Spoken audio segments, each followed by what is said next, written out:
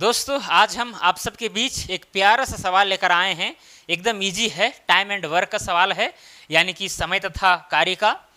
लेकिन फिर भी इसमें कई लोग गलतियां कर बैठते हैं। कहाँ पर गलतियां करते हैं उसको पहले हम बताएंगे, उसके बाद आएंगे रियलिटी के ऊपर। बहुत ही सिंपल सवाल है।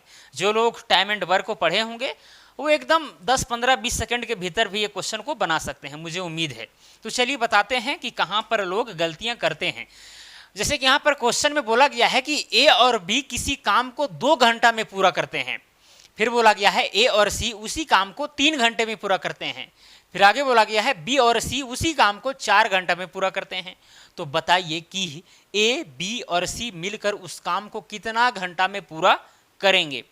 तो इस सवाल को कई लोग करते क्या है, इस तरह से बनाते हैं।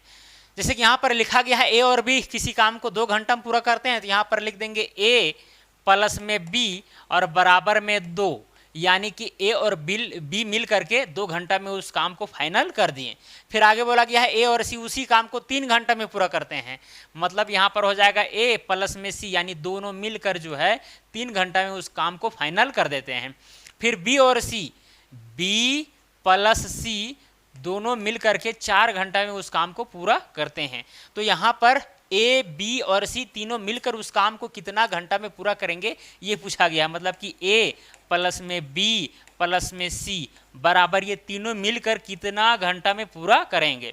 बस ए प्लस बी प्लस सी का जो भी मान आएगा वही समय होगा घंटा में, है कि नहीं। तो यहाँ पर देखिए कैसे हम ज्ञात करेंगे। सभी इक्वेशन को हम ऐड कर देंगे। मान लीजिए इक्वेशन 1 है, ये 2 है, ये 3 है।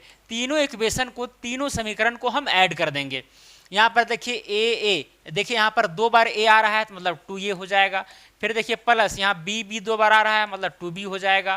प्लस में देखिए सी भी 2 बार आ रहा है तो 2c हो जाएगा। बस हमारी है, मतलब जब जोड़ेंगे तीनों समीकरण को तो सारा चीज जुटेगा। तो जो 2 बार है भाई 2a लिखाएगा, ये 2 बार b है तो 2b लिखाया, 2 बार c है तो 2c लिखाया। क्लियर। अब इधर भी जोड़िए, बराबर की इधर 2 3 5, 5 और 4 9 हुआ।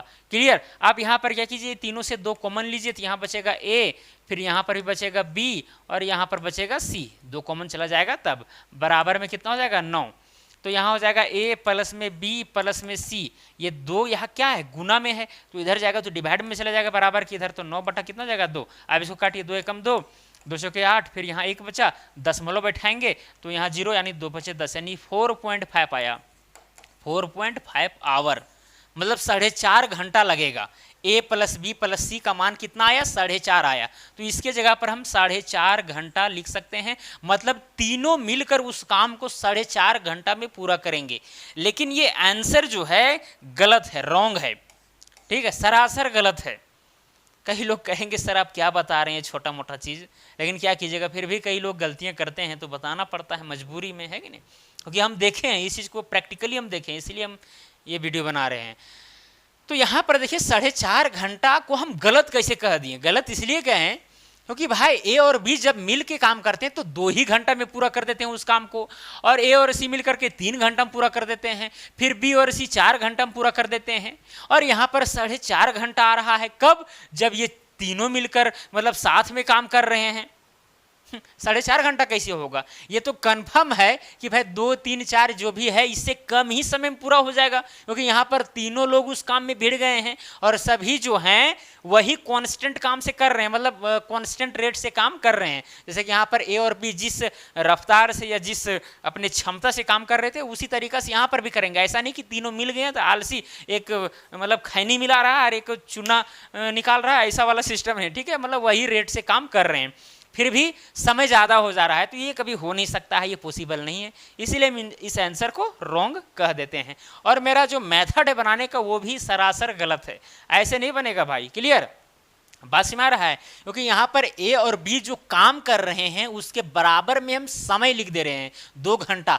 भाई जो काम कर रहे हैं वो उसका क्षमता हुआ, अब क्षमता के बराबर में आप समय लिख दीजिएगा तो ये कैसे होगा, ये गलत है। यहाँ पर इक्वेशन में वो चीज़ गलत पकड़ा जा रहा है, लेकिन कई लोग पकड़ नहीं पाते हैं। क्लियर। तो यहाँ पर देखिए अगर तीनों मिलकर काम करेंगे तो ये कन्फर्म है कि 4 घंटा से तो कम ही आएगा। 3 घंटा, 2 घंटा, 1 घंटा भी आ सकता है, कुछ भी हो सकता है। क्लियर बात समझ आ रही है, लेकिन कम ही रहेगा, इससे ज़्यादा नहीं आएगा। तो मेरा ये जो मेथड था रॉन्ग था। तो चलिए इसको मिटाते हैं, सही मेथड क्या है उस पर आते हैं। देखिए अगर ए और बी दोनों मिलकर किसी काम को पूरा 2 घंटा में कर रहे हैं तो इसका मतलब ये हुआ कि ए प्लस बी यानी ए की कार्य क्षमता प्लस में बी का कार्य क्षमता बराबर में हो जाएगा 1/2। अब आप कहेंगे कि सर यहाँ पर 2 घंटा लिखा गया है तो यहाँ सीधा सीधा आप 2 लिखते, 1/2 ये कहाँ से आ गया। देखिए भाई जब आप टाइम एंड वर्क पढ़ेंगे तो वहाँ पर आपको बताया जाएगा कि मान के चलिए कि रामू किसी काम को 10 दिन में पूरा करता है तो उसका कार्य करने की क्षमता या फिर उसका कार्य कहें तो कितना होगा पता है, 1/10 होगा। मतलब कि रामू यदि किसी काम को 10 दिन में पूरा कर रहा है तो उसका जो कार्य है वो एक दिन में 1/10 भाग ही पूरा होगा। तो यहाँ पर इक्वेशन में कार्य को ही एक्चुअली दर्शाया जा रहा है। जैसे ए कितना कार्य कर रहा है, बी कितना कार्य कर रहा है, जब दोनों को ऐड करेंगे तो यहाँ पर कार्य ही लिखा जाएगा। ऐसा नहीं कि यहाँ समय लिख देंगे। भाई समीकरण है, समीकरण का मतलब होता है दोनों तरफ हर चीज़ बराबर, यूनिट भी मतलब सब कुछ बराबर होना चाहिए। ठीक है, बात यही है। तो भाई अगर इधर हम कार्य ले रहे हैं तो इधर भी कार्य लेना पड़ेगा। ऐसा नहीं कि इधर कार्य और इधर समय, वही चीज़ कर रहे थे जो चीज़ गलती हो रहा था, है कि नहीं, तो उसी को हम सुधार कर रहे हैं यहाँ पर। तो 1/2 यहाँ पर आएगा।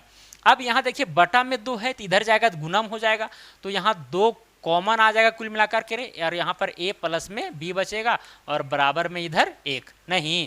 अरे भाई 2 इधर डिवाइड में था, इधर जाके गुना में चला गया, गुना भी किए नहीं है, बस इसी तरह से है। क्लियर।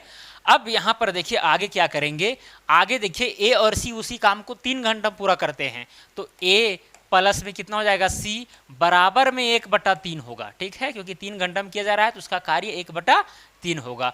अब ये 3 इधर आएगा तो हो जाएगा 3a प्लस में c बराबर में 1।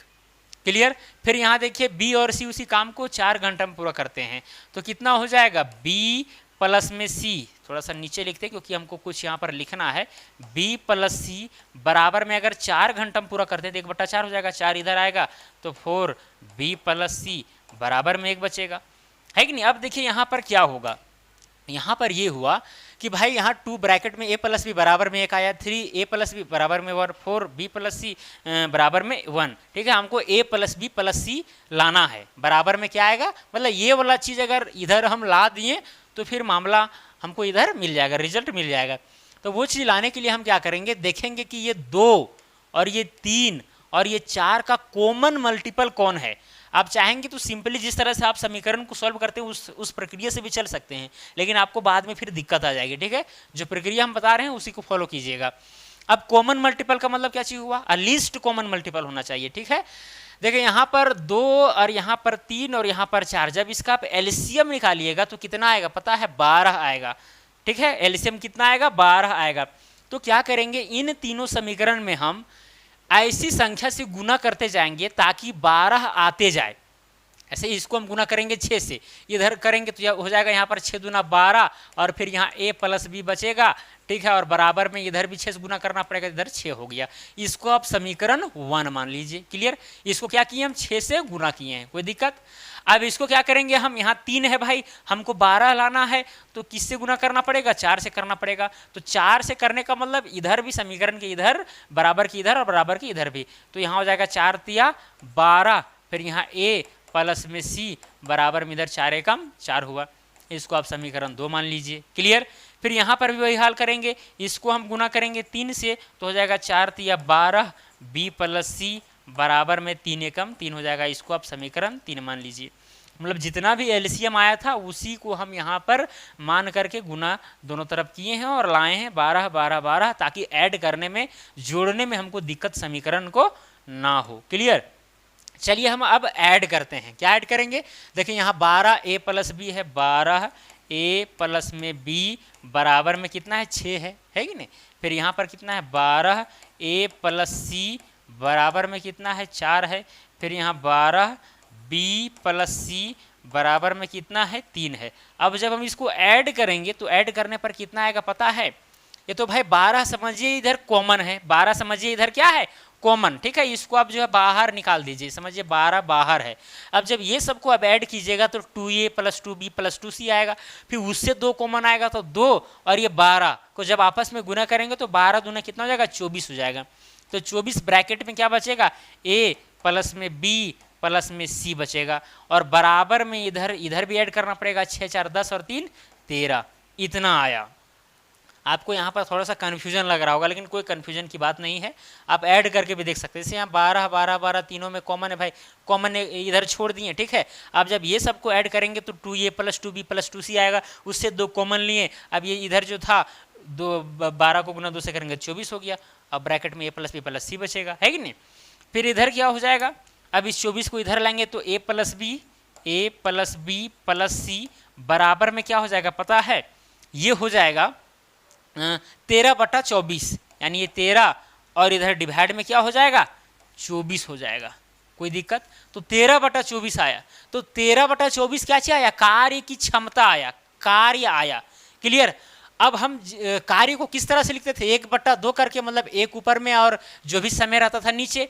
हमको समय चाहिए, a + b + c एक्चुअली यहाँ पर ये रिजल्ट देगा कि भाई कार्य क्षमता कितना है तीनों का, वो चीज़ बताएगा, समय नहीं बताएगा। इसके बराबर में जो भी आएगा समय नहीं रहेगा डायरेक्टली, ठीक है, वो कार्य क्षमता रहेगा।